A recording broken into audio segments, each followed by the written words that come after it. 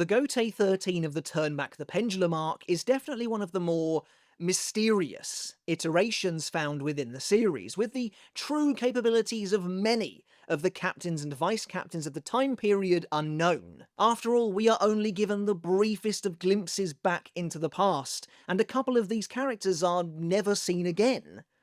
That being said, we're going to try and rank the captains of the Turn Back the Pendulum arc from weakest to strongest in today's video anyway, because it's a fun exercise, and this is a time period and I know many of you, enjoy discussing. That being said, there are a couple of bits of housekeeping to go over first before we begin the video.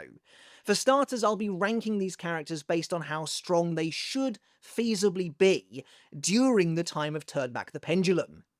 So, for the captains who become vizards by the end of the arc, well, their holification won't be taken into account here.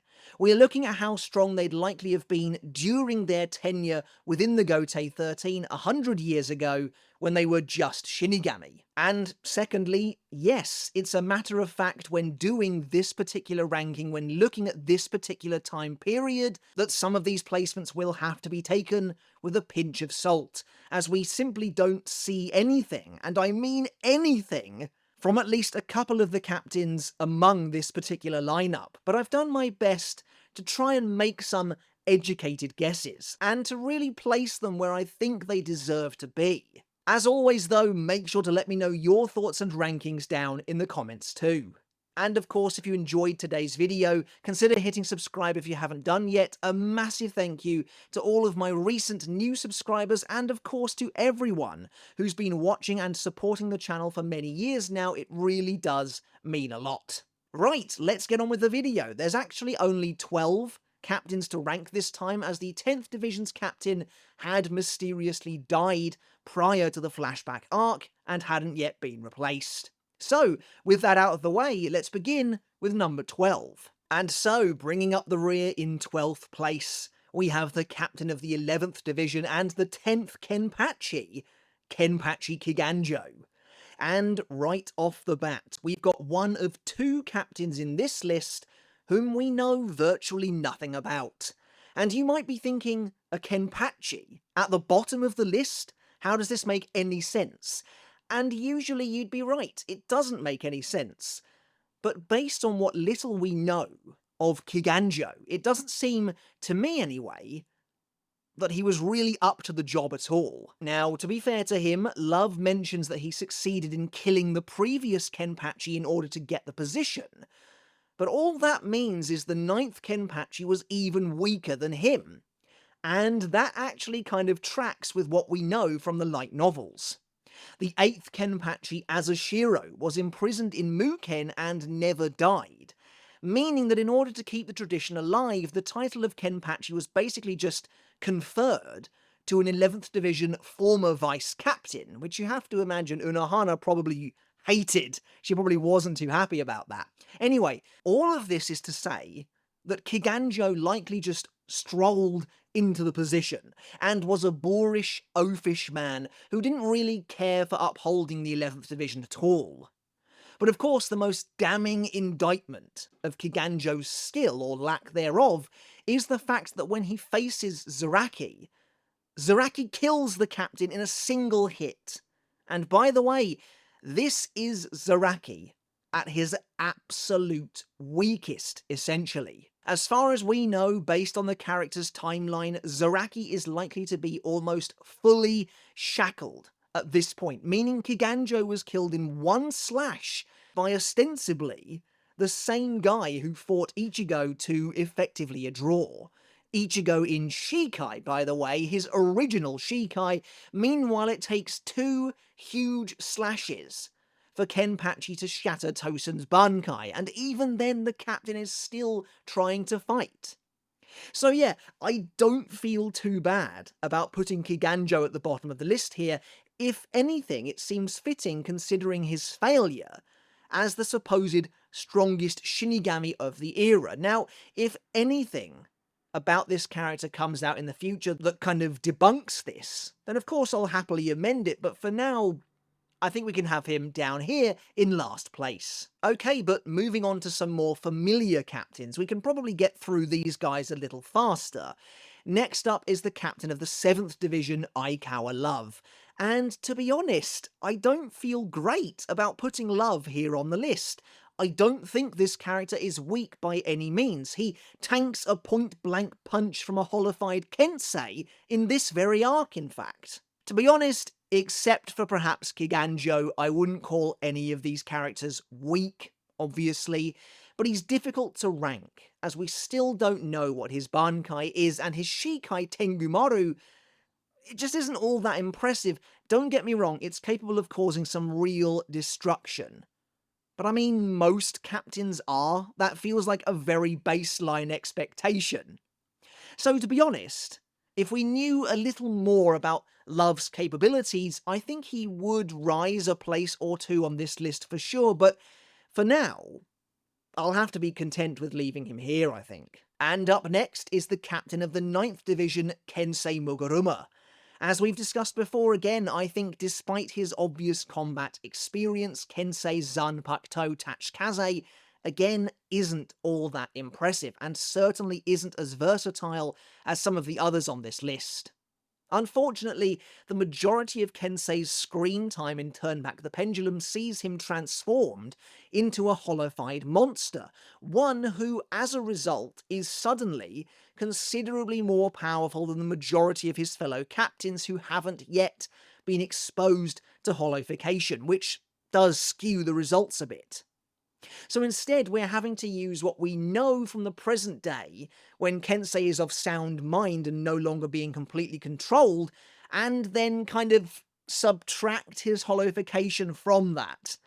Obviously, Kensei is an extremely capable physical fighter.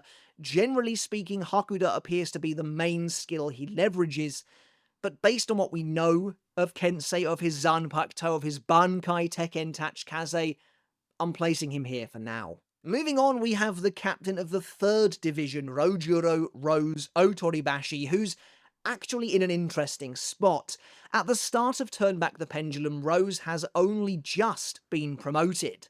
So, while that means he has slightly less experience than the rest, at least at being a captain, it shouldn't really affect how strong he is ultimately, as obviously the same caveat goes for Kisuke Urahara later on down the line too. And Rose's Zanpakuto Kinshara and subsequent Bankai Kinshara Butodan are both very versatile and powerful, giving Rose access to a variety of music-themed abilities. Rose is also highly skilled at Kido and plenty durable too, not only surviving a direct kick to the top of his head by a holified Mashiro, but waking up almost immediately after in order to blast Kensei with a spell.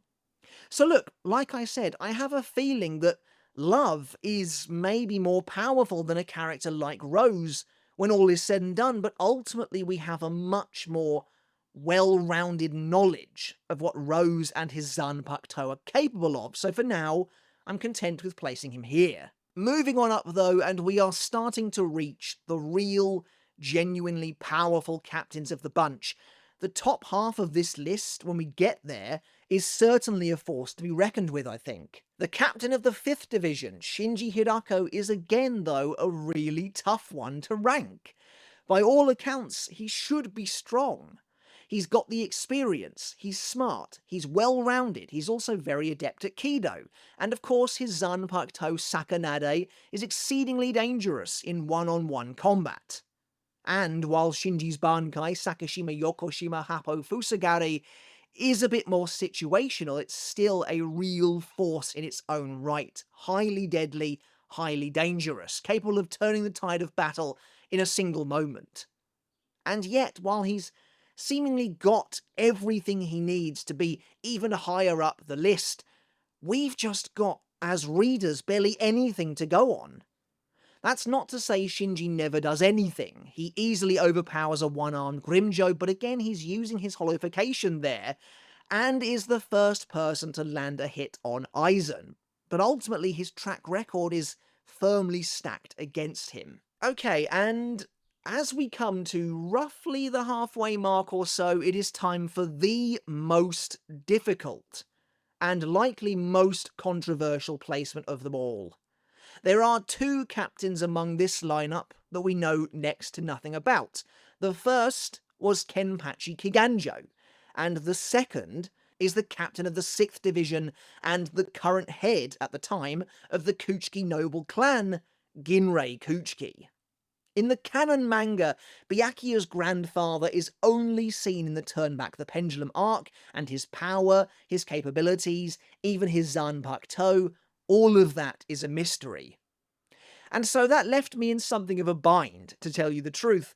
I swapped Ginrei's position multiple times when going over my draft. Originally, I had him placed 2 places higher than this, but I couldn't in good conscience rank Ginrei over certain characters to come, when we've seen nothing from him. Now that being said, there are a couple of, I guess you could loosely call them clues, though I wouldn't even go that far, that seemingly hint at the extent of Ginrei's real power. For starters, Ginrei is the head of one of the Soul Society's most prominent and powerful noble families, meaning his Ryoryoku is inherently immense, something also reflected in Byakuya in the years to follow. By the time we see him, Ginrei is an elderly man, implying as well that he's managed to live a full and complete life, with much of it likely at the head of the Kuchiki clan. But the real kicker for me, the one sliver of insight we get that makes me think Ginrei was likely very powerful, is Yamamoto's plan of action on the night of the Vizard's hollowification. With a state of emergency declared, we almost get a behind-the-scenes look at the inner workings, the inner hierarchy of the captains. Yamamoto believes the Soul Society is under attack, and delegates various defensive positions to the different captains. The brutal truth is that in a situation like this, Yamamoto would send out the most expendable of the captains first to the actual scene to assess the damage, while they would of course still be absolutely capable warriors themselves. However, Yamamoto instructs 3 captains to stay behind and defend the Serete itself, the capital city of the Shinigami, essentially, the very last line of defense, if the enemy's goal is in fact invasion and conquering. If this mysterious shadowy enemy has plans to take over or destroy the Gote 13, the Serete, the Shinigami, then their ultimate goal will be the Serete. And those 3 Shinigami charged with being the last line of defense: Kyoraku, Ukitake, and you guessed it, Ginrei. Yes, it's really not a lot to go on, but as Yamamoto strategizes on the fly, he charges the defense of the very city itself to 3 captains, 2 of which we know to be his own students that he considers unparalleled in their combat abilities. And so I really don't think it's a huge leap at all to believe Yamamoto at least considers Ginrei to be near both Kyoraku and Ukitake in terms of his battle prowess and how well he would defend the Serete in a time of crisis. Obviously, again, it's nothing to go on really, which is why I ended up bumping Ginrei down 2 whole places. I originally had him next to Kyoraku and Ukitake, but it doesn't seem fair, or even really believable, defendable, to have him above some of these other captains. But still, this was the most troublesome pick for me, and after a real back and forth, I've decided to place him here. But realistically, I do think he perhaps deserves to go even higher, if only we knew more. But let me know your thoughts on Ginrei down in the comments. I'd love to see if we're in alignment with this, or if you think I'm completely off base. And following on from Ginrei comes the other leader of a noble clan among the captaincy, the captain of the 2nd Division and the leader of the Omnitsukido, Yoroichi Shihoin. While we still don't have a clue what Yoroichi's Zanpakuto is, she's proven time and time again that she doesn't need it, instead relying on her immeasurable Hakuda skill and her lightning-fast Shunpo prowess, earning her the name the Goddess of Flash. In the Turn Back the Pendulum arc, we see Yoruichi successfully break into the Central 46, one of the most heavily guarded and fortified institutions of the Serete, and defeat every single guard in order to break both Kisuke and Tessai out without detection. Yoruichi is the master of hand-to-hand combat, even combining it with Kido to wield Shunko at an unbelievable level of proficiency. Though it is difficult to know for sure when exactly she learned Shunko in the first place, if she actually had access to it back 100 years ago or not. And as with Ginrei before her, as the head of one of the 5 most prominent and powerful noble houses, she possessed enormous amounts of Reryoku, likely far surpassing even the average captain. But moving into the top 5 now, we have the sickly captain of the 13th Division, Jushiro Ukitake, one of Yamamoto's prized pupils and a man of incredible talent. Again, Ukitake is slightly harder to place than a lot of other captains, as he doesn't get much time to fight. Much of what makes him so impressive is mostly just told to us, like the revelation in the Thousand Year Blood War arc, that he wields an unfathomable amount of spirit energy in order to support and sustain his weak, ailing body, or the fact that Yamamoto considers his combat skills unmatched along with Kyoraku. Ukitake is an ancient captain, one who has accrued a millennium of experience, and is a master of various Kido types, and possesses one of the few dual Zanpakuto in the Soul Society, Sogyo no Kotowari. Sadly, we still don't know Ukitake's bankai, which is why I'm hesitant to place him higher than this. Every character above Ukitake on this list has a known bankai, and all of them would have had access to their bankai 100 years ago too. So this is a tough one, but for now I'm happy with Ukitake at 5th. Okay, and now in 4th place we come to another captain who was honestly quite difficult to rank.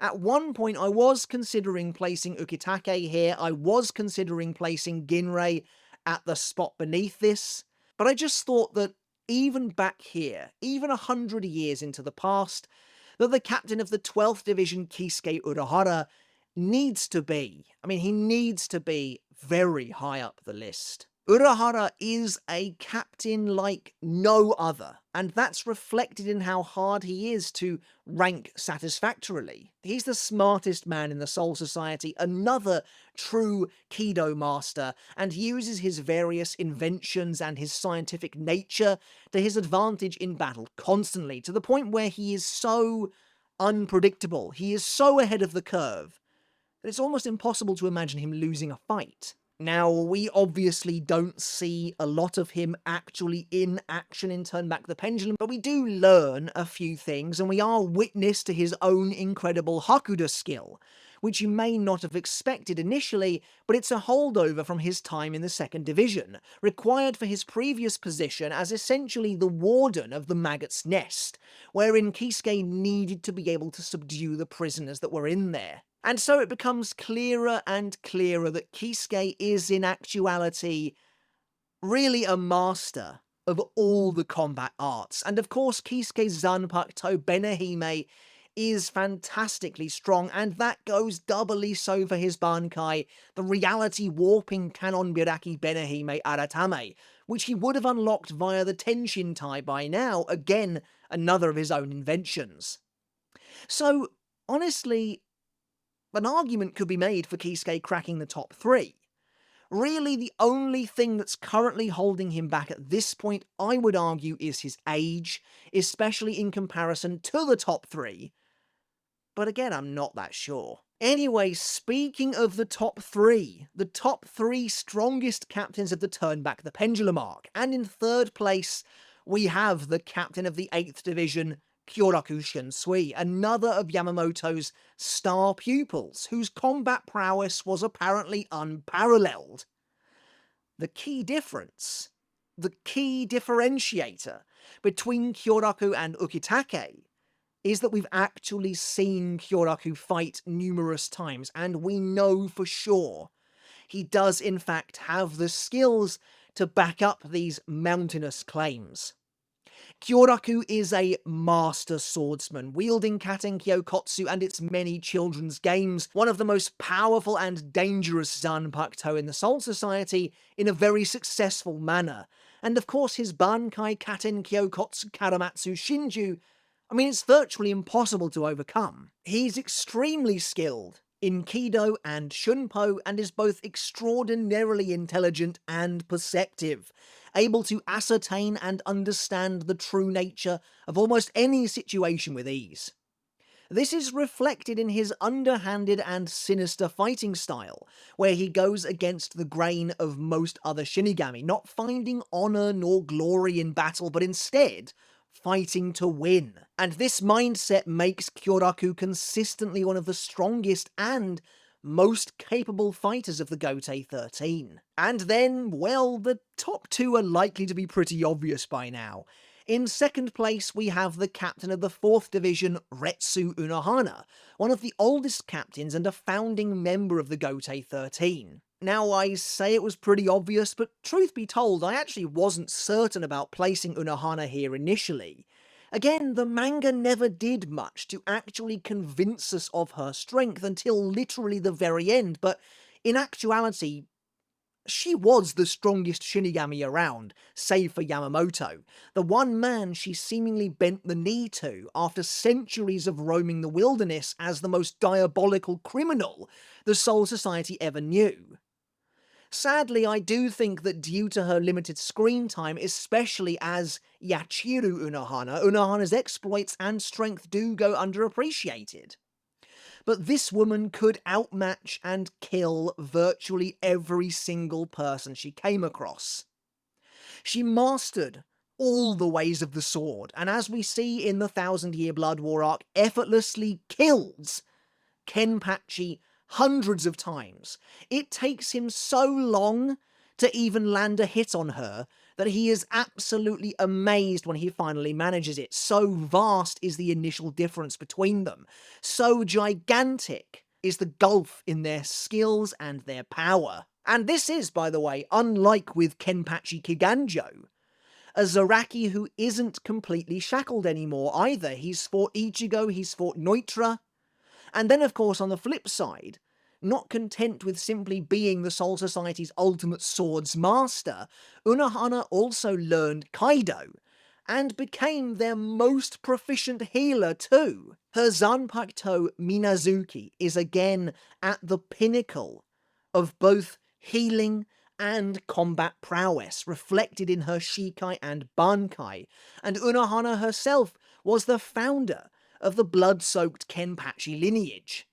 Really? Aside from maybe Aizen, but he wasn't a captain at this point, it seems as though there's only ever been one person who could successfully stand above her.